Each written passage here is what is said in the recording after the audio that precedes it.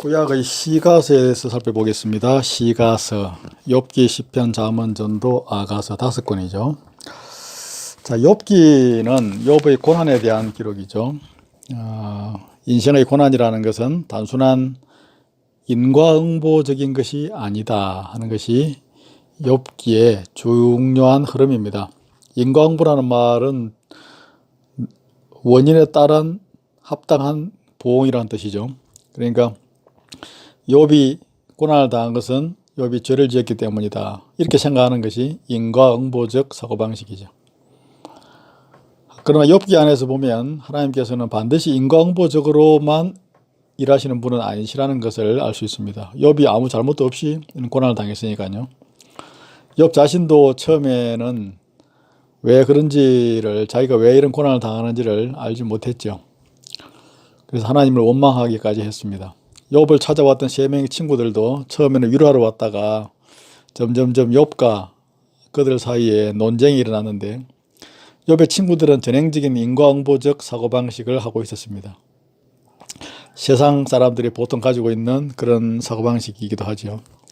당신이 뭐 잘못한 게 있으니까 하나님한테 이런 벌을 받은 게 아니냐 하는 것이 이들의 생각이었습니다. 그러나 욥 자신도 뭘 잘못했는지는 알지 못했고, 하나님께 나아가서도 제가 잘못한 게 무엇입니까? 라고 욥이 하소연했죠.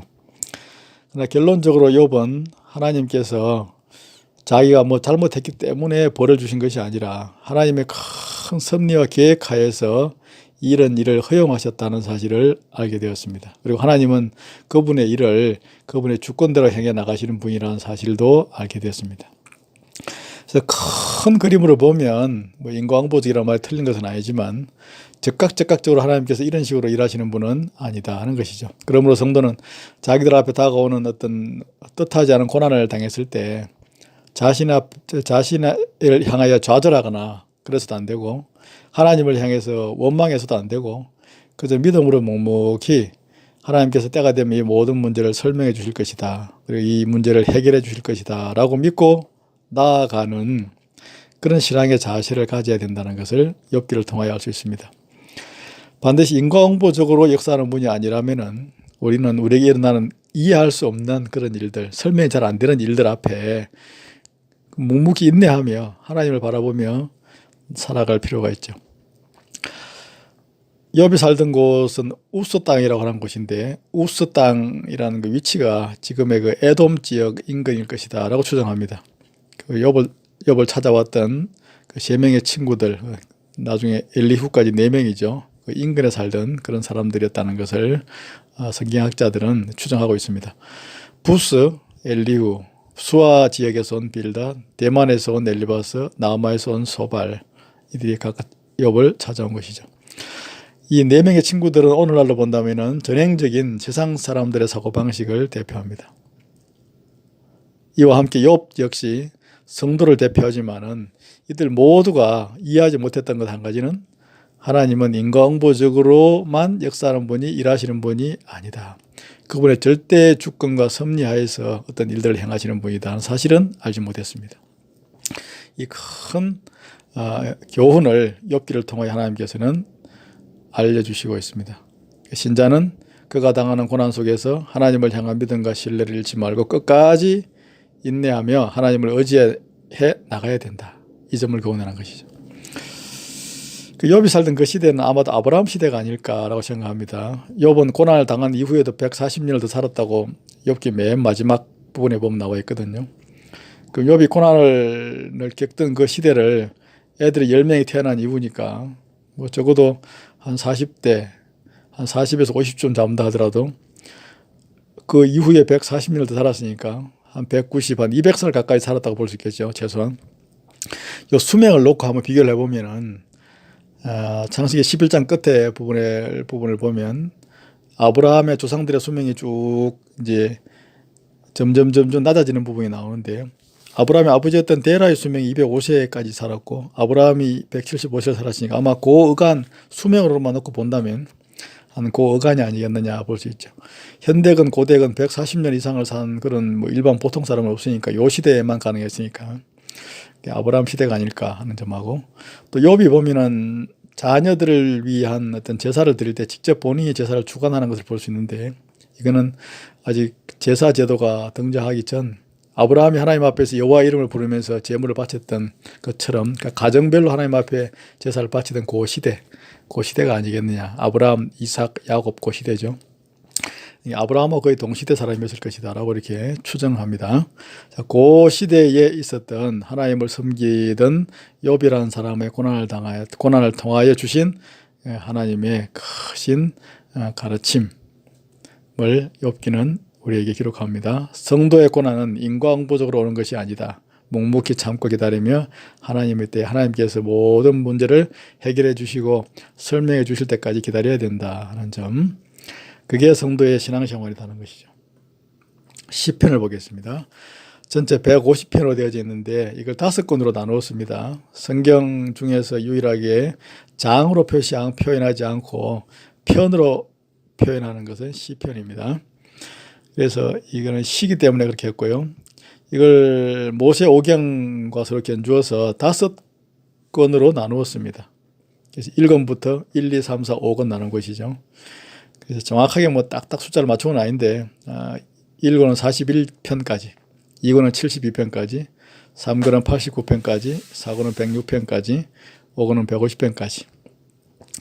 이렇게 해서 이제 쭉 나눠놨는데, 이 시편의 내용은 하나님을 섬기고 살던 그 성도들이 하나님 앞에서 겪었던 시련과 고통과 기쁨의 그런 감정들, 그런 가운데 하나님 앞에 드렸던 감사의 찬양과 또 위경에 처했을 때 하나님 앞에 간절한 기도문들, 이런 것들을 그냥 그대로 가장 현실성 있게 실제적인 모습으로 나타내 보여주고 있는 가사의 형태로 되어져 있습니다. 그 시를 이렇게 이제 노래 가사처럼 이렇게 편집을 했는데, 이것이 나중에는 실제로 찬양의 가사로도 그대로 많이 불려졌고, 실제로 예수님 시대나 또 지금도 이 시편은 다 한 곡 한 곡이 다 찬송가이기도 합니다. 유대인들은 시편 찬송을 부르죠. 자, 제1권은 인간에 대한 것을 노래하고, 2권은 하나님의 구원을 노래하고, 큰 주제가 그렇다는 겁니다. 3권은 성전에 관한 내용이 있고, 4권은 방황과 불안, 인생의 어떤 삶에 대하여, 5권은 하나님의 말씀을 노래하고 있습니다. 그 시편에 보면 여러 가지 표제들이 있는데, 우리가 밑에 보면 시편 59편을 보면 그냥 바로 본문이 시작되지 않고 대가로를 치고 다윗의 믹담, 영장으로 알다셋에 맞춘 노래, 사울이 사람을 보내어 다윗을 죽이려고 그 집을 지킨 때라는 이런 표현을 쓰고 나서 그 다음부터 본문이 시작되어지죠. 나의 하나님이여 하고, 앞에 나오는 이런 부분들을 이제 표제어들이라고 하는데, 이 표제어들은 어떤 것은 그 시의 장르를 표현하기도 하고, 이게 교훈시냐 묵상시냐 뭐 이런 건, 어떤 부분은 곡조를 지정하기도 합니다. 곡조, 빠르게 불러라, 천천히 불러라, 슬프게 불러라, 이런 식으로 합창으로 불러라, 이런 식으로 쉬었다가 불러라. 연주 방식도 마찬가지고, 여러 명이 소리를 높여 불러라, 쉬었다 불러라, 뭐 이런 식으로 이런 것들을 다 지정하는 그런 많고 다양한 그런 게 있습니다만은, 우리 옛날 개혁판에서는 그것이 다 그대로 원문대로 기록했다가 개혁 개정판, 지금 우리 성경에서는 중요한 것만 써 나머지는 다 생략했습니다. 우선 시편 59편에 나와 있는 거 보면 다윗의 믹담시라고 되어 있죠. 믹담이라는 것을 위에 보면 황금 같은 시다 되죠. 5편에 대해서 이렇게 기록되어지는데, 황금처럼 아주 시가 잘 돼 있다라고 그런 뜻입니다. 다윗이 지은 시 가운데서도 특별히 황금 같은 그런 시다는 뜻이고요. 영장으로, 이 말은 영장은 성가대 지휘자를 말합니다. 성가대 지휘자가 주도하에 불러라는 것이고, 알다셋이라는 것은 성전 찬송가용 선율로 부르라는 것이죠. 합창으로 웅장하게 아름답게 정성을 다하여 딱딱 이렇게 음과 곡조에 맞추어서 부르라는 것이죠. 이 말은 다윗이 지은 황금같이 아름다운 시인데 성가대 지휘자의 주도하에 합창으로 성가대 찬양으로 불러라는 그런 뜻이고요. 요 시편의 배경을 갖다 기록한 것이 바로 그 부분입니다. 사울이 사람을 보내어 다윗을 죽이려고 그 집을 지킨 때, 즉 사무엘상 19장의 말씀이죠. 그때 사울왕이 자기 사위였던 다윗을 죽이려고 그 미갈의 그 집에, 미갈과 함께 있는 다윗을 죽이려고 미갈의 집에 사람을 보냈을 때, 그때 그 다급했던 그 심정을 노래로 이렇게 노래 가사로 시로 지은 것이 59편이라는 것이죠. 마스길이라고 하는 것은 교훈시, 묵상시를 의미하는 것이 13편이 있고요. 그다음에 시가요원이라고 하는 것은 슬픔의 노래를 말하고, 그다음에 알라모스 여성 합창으로 불러라, 셀라라는 말은 소리 높여 불러라, 잠시 쉬었다가 불러라는 것이죠. 마스길부터 알다스에까지 이르까지는 주로 이거는 이제 표제어들이니까 시작하는 그 직전에 나오지만은 이제 어떤 그 시가 시작되지는 바로 제일 첫 소절 1절 앞에 나오지만, 셀라라는 이 용어는 이것은 시의 본문 가운데 주로 많이 나오죠. 이건 일종의 연주 방식인데, 일종의 셀라라는 말은 우리는 이렇게 셀라라는 그런 단어가 있으면 그걸 발음을 하지만 사실은 이건 연주 방식에 대한 말이니까 그 부분이 나오면 소리를 높여서 부르면 됩니다. 잠시 어떤 경우에는 잠시 쉬었다가 부르는 쉼표일 수도 있고요. 쭉 나가다가 셀라라고 나오면 셀라라고 부를 게 아니라, 예를 들어서 나의 하나님이여 해가지고 셀라라고 써놨으면은 나의 하나님이여 하고 난 다음에 잠깐 쉬었다가 가락하는 걸 수도 있고, 그 다음에 이것이 이제 쉬었다 부를 셀라인지 감정적으로 소리를 높여 불러야 되는 건지는 그들이 전통적으로 다 알고 있는 내용들이니까 우리는 잘 몰라도 유대인들은 뭐 금방금방 알 수 있는 그런 내용입니다. 이게 만약에 감정적으로 소리를 높여 부르라 이 말은 나의 하나님이여 그 부분 찬양을 할 때, 낭송을 할 때 감정적으로 나의 하나님이여가 아니고 나의 하나님이여 이런 식으로 부르짖듯이 그렇게 부르라고 하는 일종의 하나 연주 어떤 그 방식에 해당되는 그런 표현이 되겠습니다. 이게 셀라라는 말은 사실은 우리가 뭐 발음할 필요는 없는 것이죠. 자, 특별한 시편들이 있는데 신정시라고 불려지는 것은 93편부터 100편까지인데 이 8편의 시가 하나님의 통치하심을 찬양하는 시입니다. 그래서 하나님의 통치하심, 신이 다스리신다 이 말이에요. 신정시. 그 다음에 6월절에 부르는 찬양을 113편부터 118편, 그래서 6월절 찬양시라고 하고요. 그 다음에 119편은 가장 긴 시편이고요. 알파벳으로 이루어져 있고 히브리 알파벳을 따라서 자 이렇게 그 순서를 따라서 시를 기록했습니다. 주제는 하나님의 말씀에 대한 것이고요. 아마 에스라가 귀한 백성들을 상대로 지은 것이 아닌가 생각이 듭니다. 그 다음에 120편부터 134편까지는 성전 순례자의 노래입니다. 성지 순례하러 예루살렘 올 때, 집에서 출발할 때 120편, 또 오면서 121편, 예루살렘이 저 밑에 내려다 보이는 감람산 위에서 122편, 123편 그렇게 쭉 순서대로 부릅니다. 그 다음에 할렐루야 시편이라고 146편부터 150편까지 있는데 이것은 할렐루야로 시작해서 할렐루야로 끝이 나기 때문에 할렐루야 시편이라고 합니다. 이 시편의 주요 저자들은 절반은 150편의 한 절반 가까이는 다윗이 썼고요. 그다음에 솔로몬도 몇 편 썼고, 그다음에 아삽, 에단, 여두둔이라는 이런 주요 음악가들이 있었는데 그 레위 족속들 가운데 음악가들이죠. 지금으로 말하면 성가대장에 해당되는 사람들인데 이런 사람들이나 이들의 후손들이 쓴 부분들도 있습니다. 가장 많은 시편을 쓴 사람은 다윗입니다. 잠언이라고 하는 이 성경 시가서, 잠자가 바늘 잠자죠. 바늘로 콕콕콕 찔러서 사람들에게 경종을 울리는 그런 말씀이다. 잠언입니다. 잠언은 솔로몬이 그의 생애 중반기 때 중년기에 기록했습니다. 인생을 살아보고 젊었을 때 자기 그 아내들에게 그런 우상 숭배와 관련된 큰 죄를 짓고 난 다음에 그리고 나서 하나님 앞에서 회개하는 마음으로 기록했을 것이다 라고 추정됩니다. 그의 자녀들에게 직접적으로 기록한 것은 9장까지, 그리고 그 모든 백성들을 대상으로는 29장까지. 30장은 아굴이라고 하는 당대 유명한 지혜자가 지은 그 잠언이고요.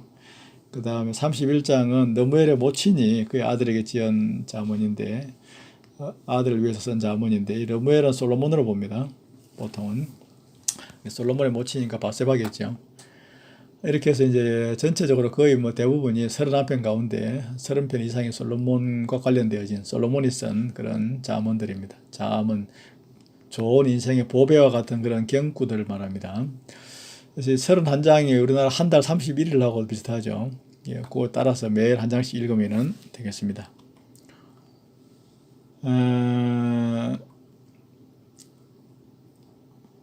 전도서는 솔로몬이 이제 그의 인생의 말기 때 쓴 인생론인데 모든 것이 다 허무한 것들 뿐이더라. 인생사 모든 걸 내가 다 누려봤는데 사람이 누릴 수 있는 모든 쾌락과 모든 부귀영화 다 누려봤지만은 다 허무한 것이더라. 진짜 가치 있고 남는 것은 하나님을 잘 섬기는 것밖에 없더라 하고 회개하는 마음으로 그의 인생 말기에 쓴 인생론이라 이렇게 볼 수 있습니다. 오직 하나님 안에 거하며 그분만을 섬길 때 참다운 인생의 가치를 누릴 수 있더라 하는 신앙 고백적 그런 글이 되겠습니다. 솔로몬은 살아오면서 사람들이 경험해 볼 수 있는 모든 인생의 쾌락들을 다 누려봤는데 그가 스스로 고백하는 것이 뭐냐 하면 인간의 지혜, 온갖 지혜란 지혜는 다 누려봤고 인생의 쾌락이란 쾌락은 다 누려봤고 술도 건축도 많이 해봤고 아내들도 많이 거느려봤고 거대한 부도 가져봤고 세계적인 명성도 얻어봤고 스바의 여왕이 그 먼 데서부터 찾아올 정도로 수많은 가축들, 음악에도 조예가 있었고 문학에도 조예가 있었고 자연과학에도 조예가 있어서 백과사전을 편찬할 정도로 그 당시에 군사력도 막강한 군사력을 가지고 있었죠. 솔로몬 때가 가장 땅이 넓었으니까요.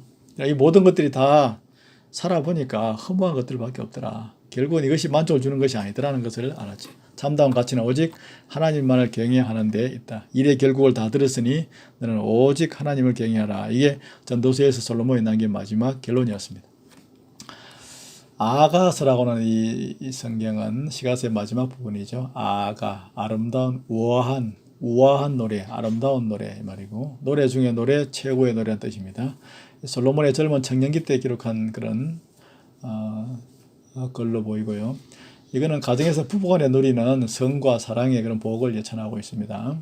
솔로몬의 아내가 된 술람미라고 하는 여인이 솔로몬과 결혼하기까지 그리고 첫날 밤에 있었던 일들, 두 사람이 함께 보낸 신혼 시절의 일들을 쭉 회상하면서 15개의 회상들로 이루어져 있습니다. 우리 성경에는 보면은 이게 전체가 다 오페라 대본처럼 되어 있는데 누가 한 말인지 구분이 안 되어 있습니다만은 쉬운 성경이나 이런 어미어 성경들을 보면 가로를 해가지고 이 부분은 술람미가 하는 말, 이 부분은 솔로몬이 하는 말, 이 부분은 또 뭐 코러스 합창단이 하는 말 다 구분이 되어져 있어서 이해가 쉽습니다. 이게 문자적으로 보면 그렇고 이것을 이제 우리가 이것을 확장해서 생각해 보면 이 아가서를 통해서 그리스도와 성도 간의 사랑, 하나님과 이스라엘 이 교회 간의 사랑의 관계를 유추할 수 있도록 그렇게도 해놓았습니다. 그래서 특별히 아가서는 보면 갈릴리 북쪽에 보면 수넴이라고 하는 곳이 있죠. 수넴 여인에 관한 기사가 복음서에서 나오고 이 수넴 지역에 아마 술람미가 살았던 것 같아요. 술람미를 물론 상징적 인물로 보기도 합니다만 여인으로 보기도 합니다만은 실제적인 인물로 보기도 합니다. 이 레바논 산맥 그 이쪽 북쪽에 솔로몬의 개인 포도원이 있었고 이 포도원을 갖다가 맡아서 기르던 그 관리하던 사람이 이 수넴 지역에 살던 술람미 가정이었던 것 같습니다. 거기에 이제 맡아서 포도원을 갖다 관리하고 있던 중에 그곳 지역을 순찰하고 온 솔로몬과 만나서 사랑을 해서 결혼을 하게 되어지는 그런 내용이라고 볼 수 있고 아가서 전체를 보면은 시작은 혼인식 당일부터 시작합니다. 첫날 밤 이야기로 갔다가 첫날 밤에서 이제 데이트 시절로 뒤로 이제 회상을 해서 예루살렘으로 오던 일, 그 다음에 첫날 밤으로 다시 왔다가 신혼 시절에 했던 그런 갈등을 극복하고 다시 행복을 누리게 되는 이 모든 과정들을 Z자 형식으로 이렇게 쭉 나열을 하면서 회상하고 있습니다. 이런 이 5권의 이 성경을 구약의 시가서라고 하고 이 시가서를 통하여 하나님을 섬기고 살던 그 성도들의 진솔한 그런 삶의 고백들을 엿볼 수 있습니다. 5권 욥시 잠언 시가서를 이렇게 정리해 놓으시면 되겠습니다.